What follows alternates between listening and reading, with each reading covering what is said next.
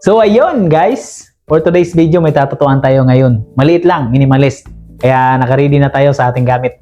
Alright. Hey! Magandang araw, magandang tanghali, magandang gabi sa inyo dyan. For today's video mga lods, minimalist lang yung project natin. At sa collarbone ng ating madam, natin nilagay yung design. Uy! Kalibag dagong, let's go!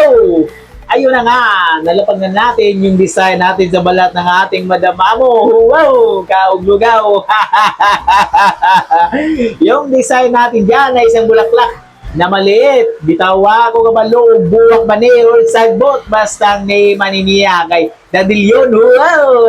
Pinalagyan na din ni Madam ng pangalan ng imaw niya anak. At hindi lang yan, siyempre, may papapatato pa yan na maliit na design. Tatlo yung papagawa ng ating busing amo ngayon. Wow, ikaw na!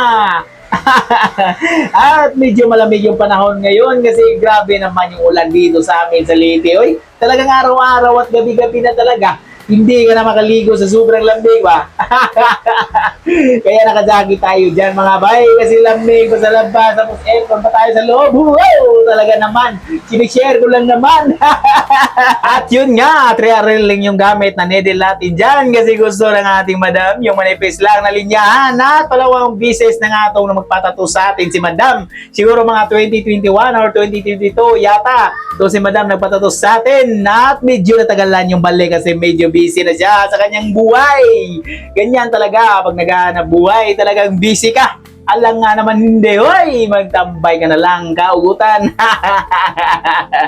Kaya wag kang sobrang naning sa buhay mo, amo. Mag-relax ka din at magpatato, wag puro trabaho. Baka ikaw masinso, hoy! Kaya message mo lang ako kung gusto mo nang masaktan yung balat mo para mawala na ng stress ni mo ba? Ay siging marites diya sa social media kay na makuta ng utok ni mo diha. Dagang issue ra ba diya nga wa kay labot nga ikaw ang pinakabikti. Ay talagang satisfied marites ka na niyan. Kaod sagutan. At yun, hanggang dito lang kaibigan. Salamat sa panonood at sana nasiyahan ka dyan. Wow! Maraming salamat at thank you very much. Love you, stupid!